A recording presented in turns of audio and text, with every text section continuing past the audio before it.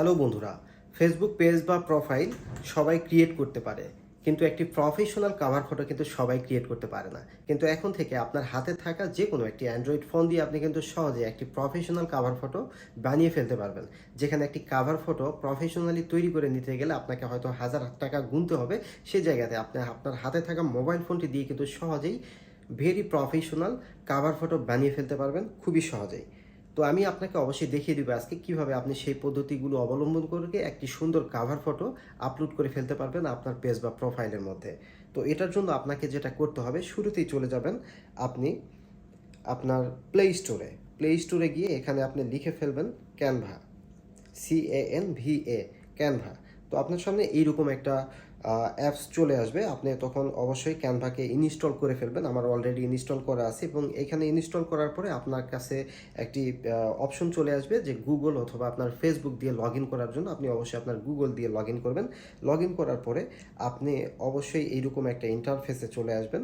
এখান থেকে search templates যেটা আছে এখানে ক্লিক করবেন। আপনি ক্লিক করার পরে এখানে লিখে দিবেন ফেসবুক কাভার ফটো।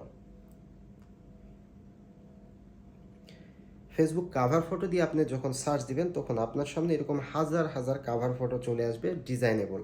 তো এইখান থেকে আপনি যেই ধরনের স্টাইলটা পছন্দ করবেন সেটাকেই কিন্তু আপনি সিলেক্ট করে তার উপরে নিজের মতো করে আপনি কাজ করে ফেলতে পারবেন। তো আমি এখান থেকে নর্মালি একটি কাভার ফটো সিলেক্ট করতেছি, যেটা আমি দেখানোর জন্যই সিলেক্ট করতেছি শুরুতে। আপনি চাইলে এটিকে যে কোনো, এখানে হাজার হাজার ট্যাম্পলেটস আছে যেগুলোর মধ্যে থেকে আপনার পছন্দ মতো যে কোনো একটি আপনি কিন্তু সিলেক্ট করে সেটাকে সুন্দরভাবে সাজিয়ে নিতে পারেন নিজের মতো করে। তো এইখান থেকে আপনি যখন কাভার ফটোটাকে সিলেক্ট করবেন, সিলেক্ট করার পরে এইখানে যে ছবিটি থাকবে আপনি ছবিটিকে ডিলিট বাটনে দিয়ে আপনি ডিলিট করে দিবেন।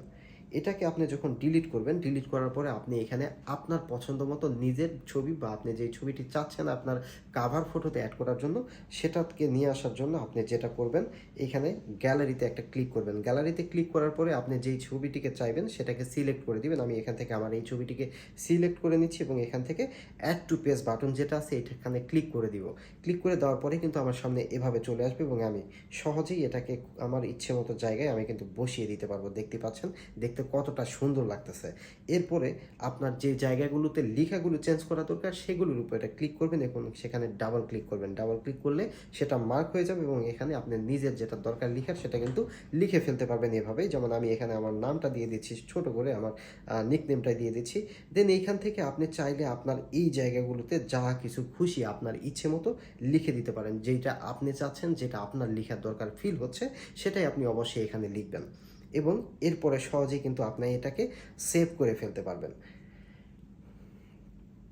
ঠিক এভাবেই। সো এইভাবে কিন্তু একটি প্রফেশনাল কাভার ফটো আপনি সহজেই বানিয়ে ফেলতে পারছেন মাত্র 2-4 মিনিটের মধ্যে।